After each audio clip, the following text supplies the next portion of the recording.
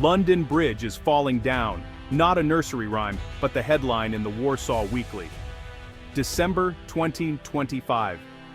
The world is upside down.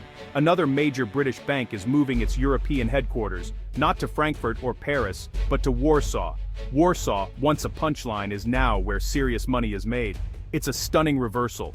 This isn't just about one bank, it's a symbol of a continent-shifting story. In London, the mood is persistently damp.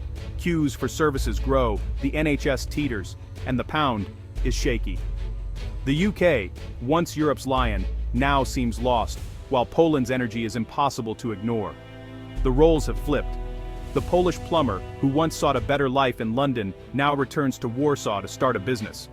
British graduates learn Polish to work in Krakow. The old narrative of east to west migration is reversed. Now, opportunity flows east. How did this happen? It's a tale of political gambles, economic strategies, and historical irony.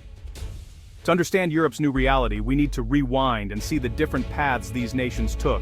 In 2004, Poland joined the EU, a country eager for change, shaking off decades of communism. EU membership gave Poland access to a vast market, billions in development funds, and freedom of movement. The transformation was staggering. Highways, airports, and modern city centers replaced the old. Poland became a manufacturing hub, attracting German, French, and American companies. Why? A skilled, affordable workforce, political stability, and new infrastructure.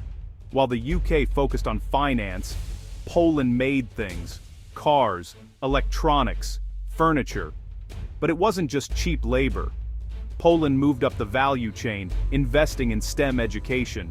Soon, Polish engineers and designers were innovating, not just assembling. The Polish plumber stereotype faded, replaced by software engineers and battery technicians. Poland wasn't just Europe's factory, it was becoming its laboratory.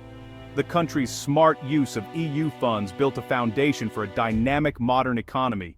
Poland's rise was no accident, it was the result of strategic choices and relentless ambition.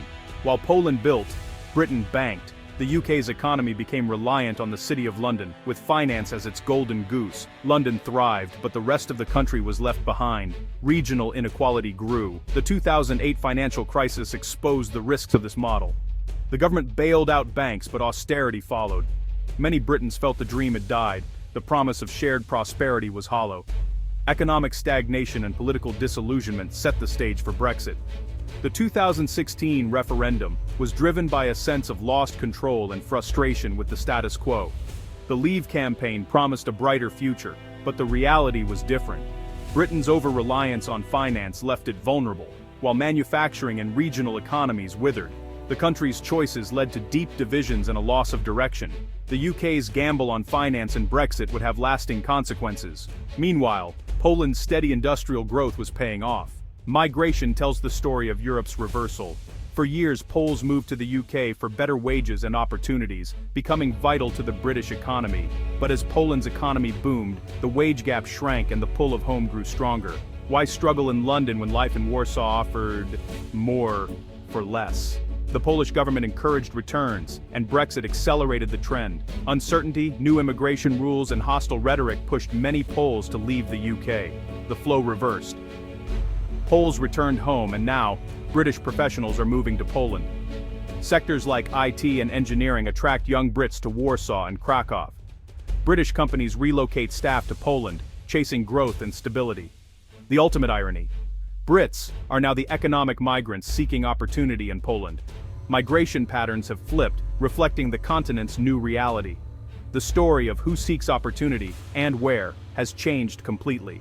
The UK and Poland took different bets: finance versus factories. Poland focused on high-tech manufacturing, batteries, electronics, green energy, becoming a key part of Europe's supply chain. Growth spread across cities like Wrocław, Poznan, and Gdańsk, creating jobs and reducing regional inequality.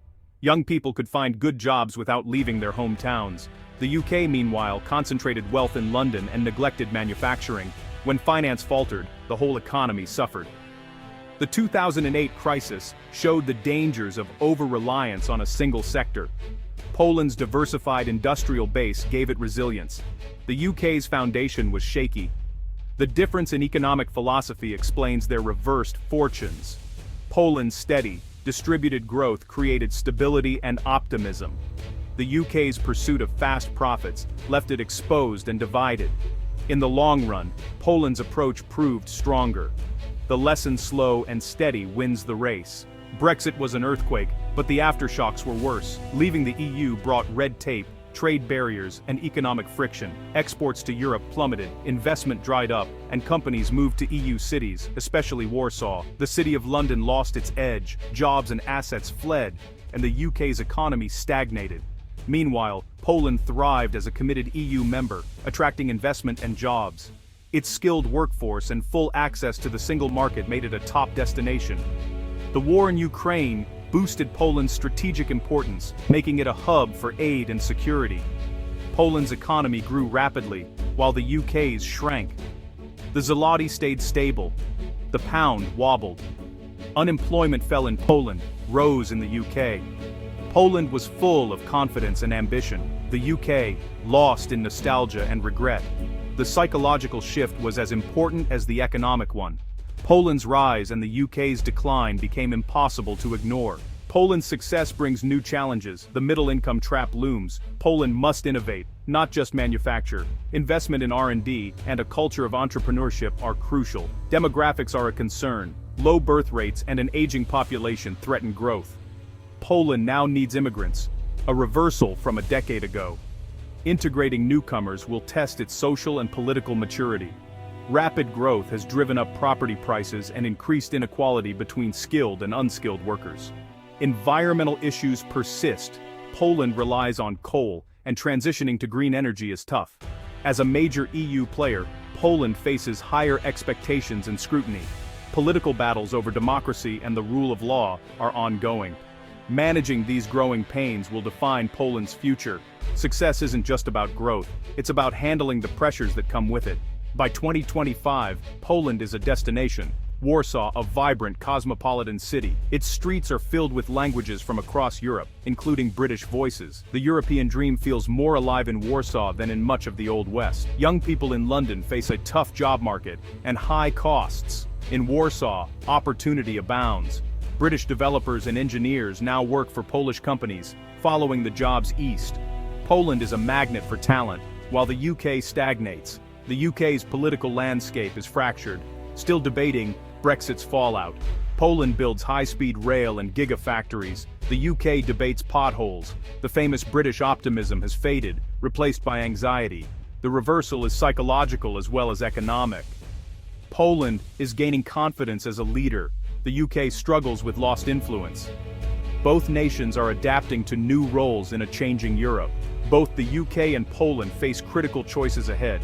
Poland must avoid the middle-income trap, embrace innovation, and manage demographics through immigration. It needs to complete its green transition and strengthen democratic institutions. If successful, Poland could become a permanent European powerhouse. The UK's path is less clear. It must accept its new reality and rebuild ties with Europe.